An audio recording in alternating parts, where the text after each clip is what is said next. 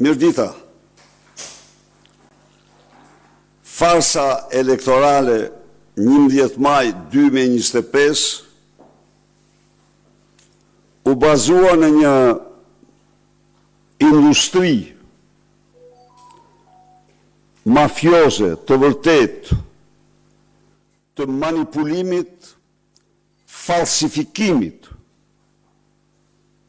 të votës së shqiptarëve në Shqipëri dhe në diasporë. U bazua në presionin e jashtëzakonshëm të karteleve të drogës më të mëdha në Europë, si kartelet Poja apo Troplini, Çela, Bajri dhe organizata terroriste Hakmarrja për Drejtësi dhe shumë grupe tjera kriminale. Por veprimtarinë e tyre kriminale në votën e diasporës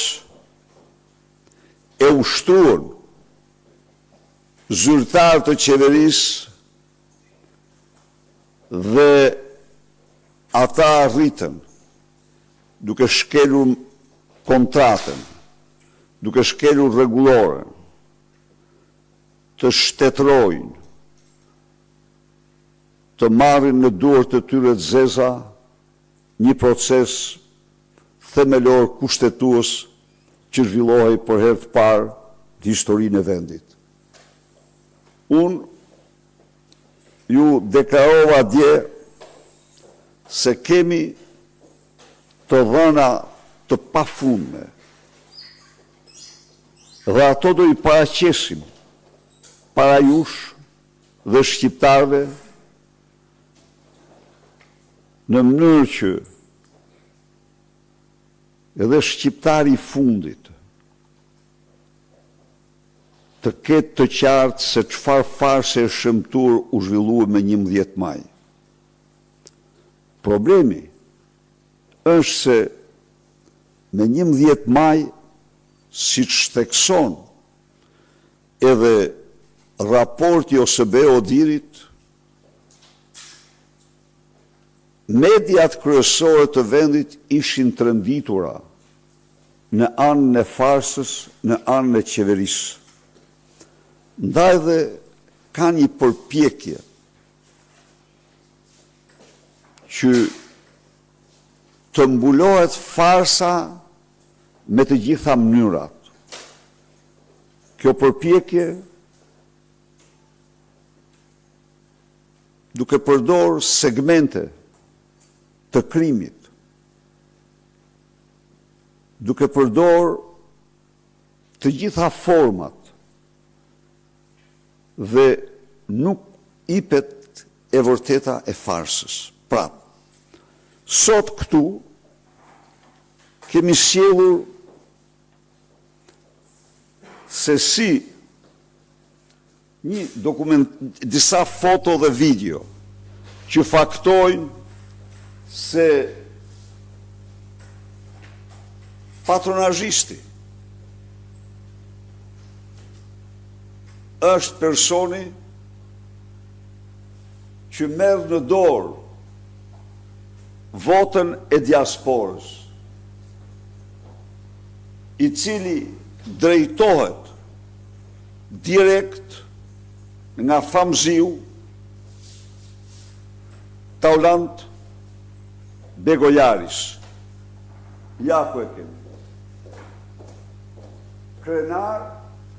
Krenar njëri me tjetrin për krimin që kryjnë. Ja ku është. Tjetër.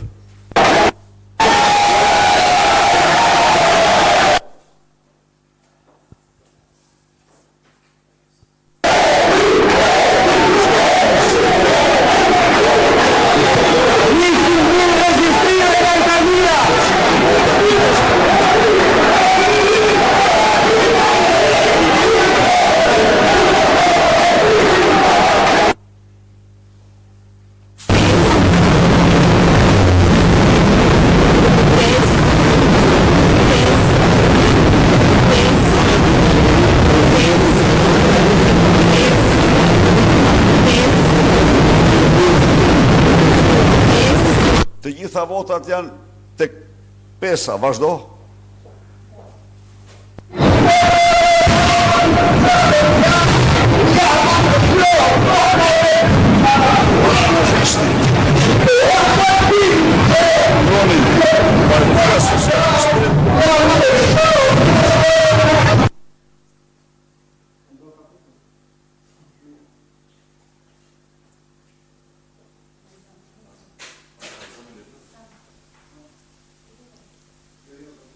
Prisni.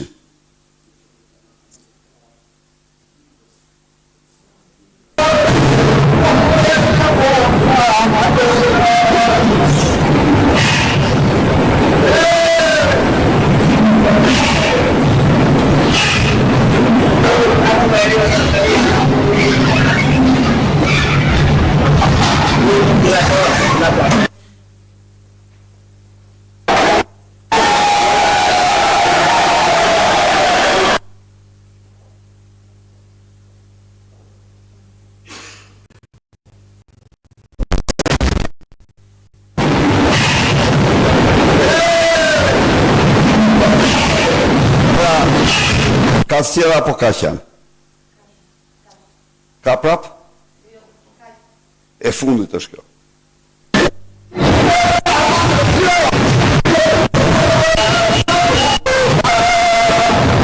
Votat në dorë të Partisë së Krimit.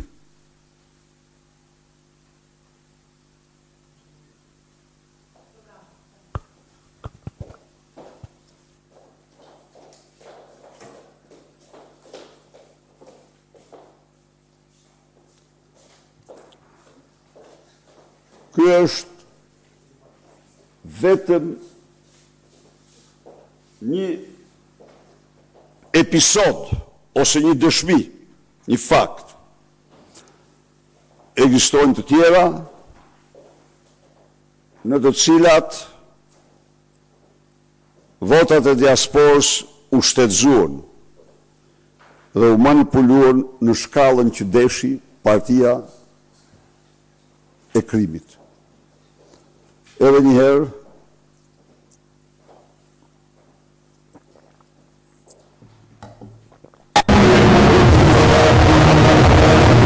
në shkelje të plot të kontratës dhe sigurisht ka vetëm një konkluzion: këto zgjedhje nuk mund të njihen kurrë. Detyra themelore e çdo demokrati dhe demokratje është rikthimi i të drejtës votës lirë, largimi e Edi Ramës nga pushteti, qeveria teknike dhe vota e lirë. Faleminderit.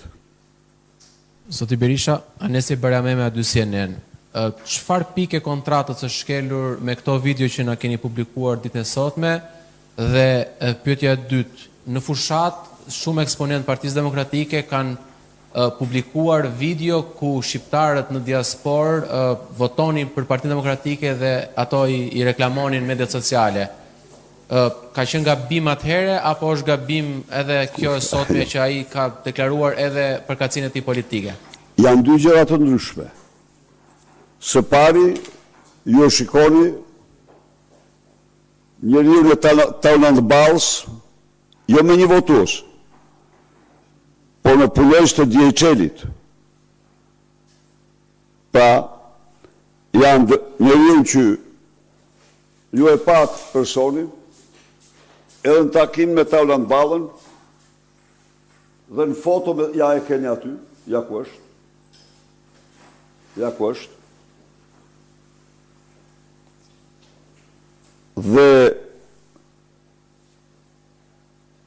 kjo dëshmon qartë për duart e zeza të Partisë Krimit bëna dëllës. Këtu jemi bëna dëllës. Po, punojës, bëni bëna. Tani, cila pike kontratës është shkelur? Shkelur pikë kryesore kontratës. Nuk mund të kishte subkontraktor. dhe subkontraktimi u shkel pikrisht për të nën kontraktuar kompani që bashkëpunuan ngushtë me Partinë Socialiste.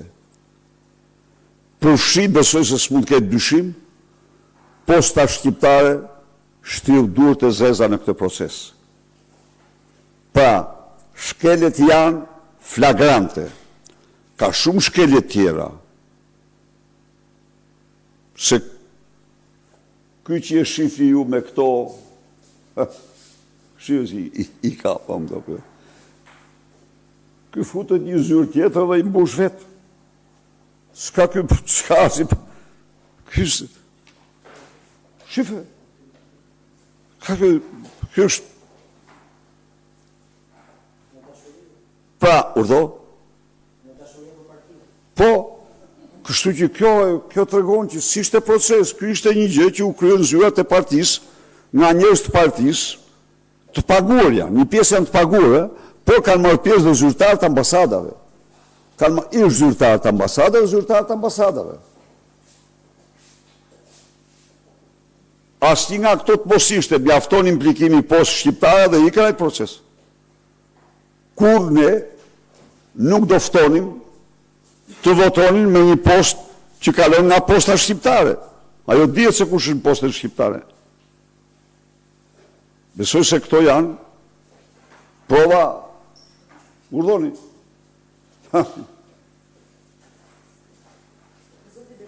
Mendoni se vota e diasporës do tjetë edhe bumerangu i këtyre zgjedhjeve në kushtet kur edhe Sinani, patronazhisti i Partisë Socialiste, thotë se do t'i plotësoj dhe vetë në rrjetet sociale të tij. Tani, vota e diasporës, Anisa, ishte vota që presupozohej t'ishte më e lira. Vota më e lirë, vota e lirë e qytetarëve. Dhe shtetërimi i saj tregoi vdekjen e saj pa hyrë në kuti. Por mendoj se farsa elektorale ka element tjerë kapital. Mendoj se një qeveri kur nuk mund shpërndaj para bonuse në periudhë fushate elektorale. Kur s'mund ta bëj atë? Mendoj sepse blen votë. Mendoj se një qeveri kur nuk mund të falë 200 milion gjoba dhe kamata 2 ditë para zgjedhjeve, në qoftë se do u përmbahet parimeve ndërkombëtare. Mirë po, këto bëjnë gjithsejt të paktën 280-300 milion euro të dhëna qytetarëve. Mendoj se një qeveri kur nuk mund të shtrojë punojësit e saj në operator elektoral. S'mund ta bëj atë, se pastaj nuk ka më shtet të drejtës, po ka shtet elektoral. Kështu që në rast se flasim për farsë elektorale, strumëllari i farsë elektorale është shteti elektoral. Sepse pastaj në fush mbetet një gjigant me miliarda euro në dispozicion, me qindra mijëra mjete logjistike, automjete, zyra, dhoma e tjerë,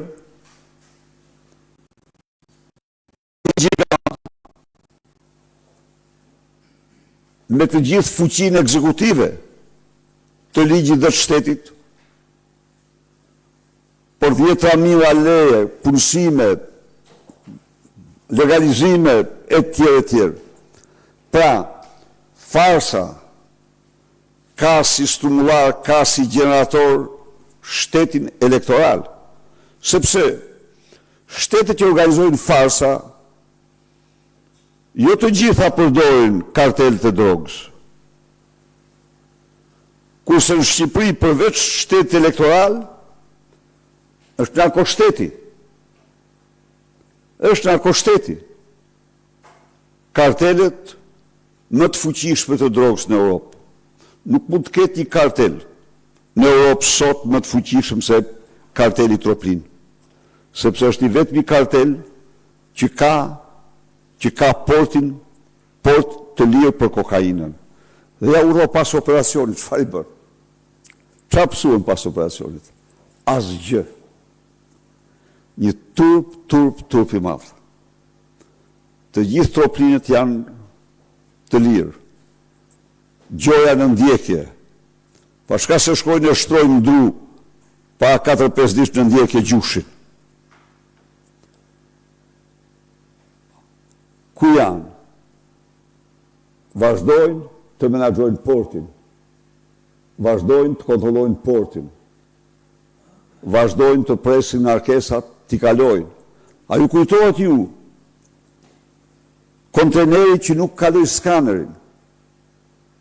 Konteneri që erdhi nga porti Durrësit dhe ata e hoqën nga skaneri, e punë të banesa e tyre shkarkuan dhe pastaj e kthyen atje. Asnjë kartel në Europë nuk ka këtë fuqi. Nuk ka si karteli i Suel Chelsea, i cili kontrollon të gjithë heroinën. Autostradën e heroinës që vjen nga linja mesme, vjen nga Afganistani, nga këto vende, Turqia dhe vende tjera, dhe shkon në Europë. Nuk ka kartel si Bajrt, që regjistrojnë me 10 vrasje. Pra, farsa e diasporës, që duhet jemi të vërtet, është një aspekt i shëmtur i farës, manipulimi i diasporës është një aspekt i shëmtur i farës, por farsa është e ngritur në të gjitha këto kolona që unë thash me sipër.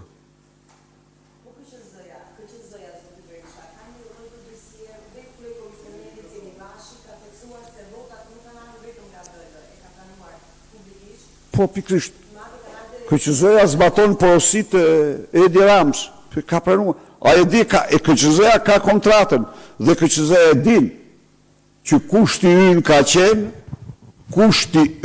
qenë jo nën kontraktor, por duheshin nën kontraktor që një njeri të mbushte 30.000 vota, që qojnë në Greqi janë punojës.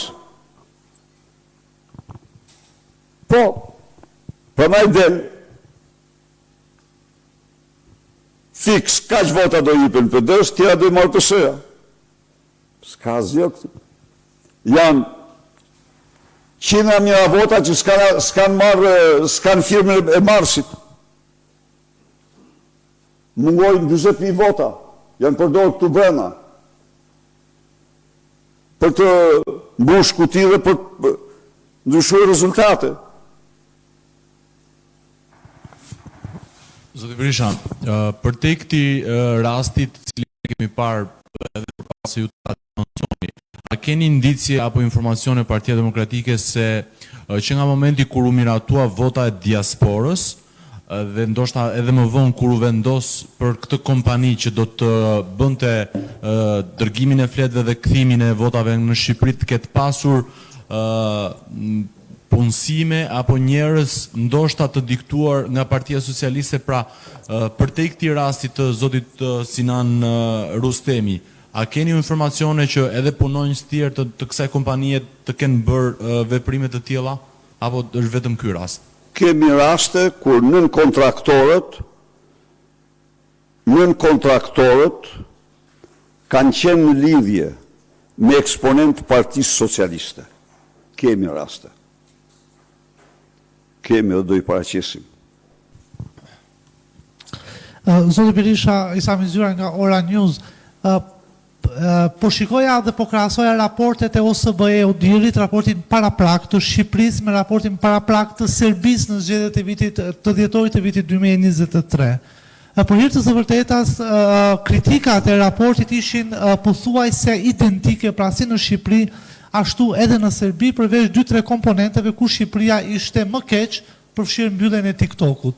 Por në atë kohë, pra në fillim të vitit 2024, bazuar në këtë raport, Parlamenti Evropian miratoi një rezolut që u mbështet gjërësisht nga europarlamentarë duke kërkuar hetim ndërkombëtar në Serbi për zgjedhjet lokale të asaj kohe. Ashtu duke bërë Partia Demokratike përpjekje ndërkombëtare, konkretisht në Parlamentin Evropian, për një rezolut të tillë, pra pasi ju keni edhe persona të afërt në Parlamentin Evropian, siç është zoti Beleri, Fredi Beleri, i cili pavarësisht që përfaqëson Greqinë, por është i afërt edhe me Partinë Demokratike. Tani, Parlamenti Evropian, kësaj radhe, i mori në mënyrën më serioze zgjedhjet në Shqipëri. Dhe jam shumë mirënjohës. Parlamenti, po flas si parlament, si institucion tani, jo si parti popullore. Si institucion, në mes të fushatës organizoi hearing.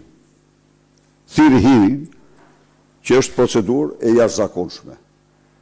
Për zgjedhjet në Shqipëri, emergjente, unë kam besim të plot në përkushtimin e tyre ndaj votës së lirë. Ne, ata kishin vëzhgosit këtu, i patën, vëzhgosit tyre foli, kryetari vëzhgosit tyre foli, delegacioni tyre ka qenë me madhë se asnjëherë tjetër me parlamentarë, ai që i përfaqëson të foli, e në gjuhët, por ne do paraqesim edhe raportin paraprak tonin që e updateuam, ai ka qenë i pari fare, tani kemi sot përfundojmë të dytin të updateuar dhe do e paraqesim dhe brenda një kohë sa më të shkurtër të mundshme do paraqesim raportin përfundimtar, i cili do dorëzohet të gjithë parlamentarëve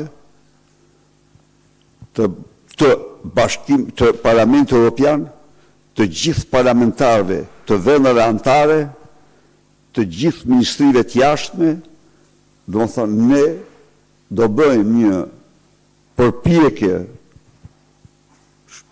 shumë të fuqishme për të treguar të vërtetën e votës në narkoshtetin e vetëm dhe të parë në Europë që është Shqipëria. Po ne jemi mirënjohës shumë se bën një hearing dhe ne kemi besim. Ne do ulim me socialistë, do ulim me grupin, me gjitha grupet, do themi ja ku janë dokumentat. Ja çfarë ka ndodhur. Pra, ky është periudha ndërkombëtare e procesit, pastaj ne sigurisht partia do bëjë analizat e veta, por do organizojë dhe qendresën e saj për votën e lirë. Do të bëjë edhe një pyetje të fundit. Mëngjesin e sotëm kryeministri Rama ka postuar një foto ku pasi është takuar dhe ka marrë urime nga një prej miqve tuaj personal, zoti Elmar Bruk, ka publikuar dhe një bised ku zoti Bruk, sipas zotit Rama, e ka uruar për fitoren e 11 majit. Pavarësisht se në fushat neve zotin Bruk e pam që ju mbështeti ju. Ai mbetet një mik dhe urimi i tij është një ironi. Është një ironi. Mos e pyet. Ai është mik i shqiptarëve dhe i votës lirë të tyre. Urimi është ironi. Mirë atër. Zoti Berisha, Osman Stafa, News 24. Zoti Berisha, thatë në fjalën tuaj që do bëni veprime për kundrejt kësaj çfarë ka ndodhur. Ju e quani një farsë elektorale të 11 marit. Jo quaj unë, të lutem.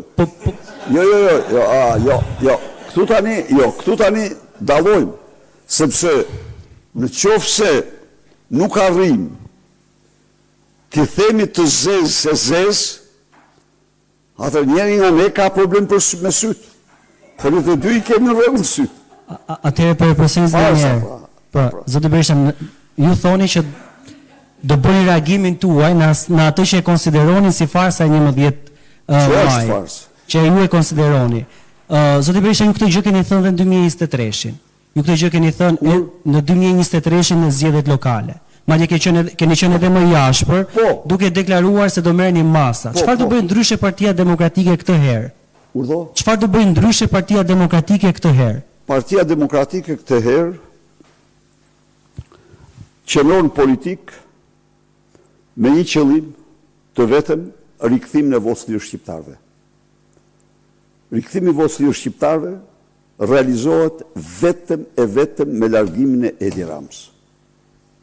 Këtë e keni thënë 2023 nuk e larguat, kërkuat qeveri teknike. Po, kjo nuk do thotë që nuk do realizohet. Se nuk është realizuar, nuk do thotë që nuk do realizohet. Edi Rama bën 16 vite në pushtet. Nuk do thotë që nuk do realizohet dhe një gjë. Ju e shifni tani që ka një reagim ndërkombëtar, zgjedhjet tash Osman. Se unë e shoh që atë vështirësinë. Po kur 3-4 rezoluta ndërkombëtare i kanë shpallur fars pa u zhvilluar, fars to. Fars. Për çfarë shërben kur Edi Rama qeveris 16 vite? Jam plotësisht dakord. Shërben për të larguar Edi Ramën. Kjo shërben për të larguar Edi Ramën, për të përgjegjësuar çdo shqiptar se me Edi Ramën nuk ka vot të lirë. Prandaj, në qoftë se Edi Rama bën çdo gjë për të marrë pushtetin, ne duhet të bëjmë çdo gjë për largimin e tij. Kjo. Bëni. Tani unë kur them çdo gjë, po them atë që do bëjmë. Natyrisht, rruga e dhunës përjashtohet. Të gjitha rrugët e tjera, por edhe tani me këto që po bëjmë para jush dhe që po bëjmë para Komitetit Ndërkombëtar, pjesë e kësaj përpjekje janë. Faleminderit.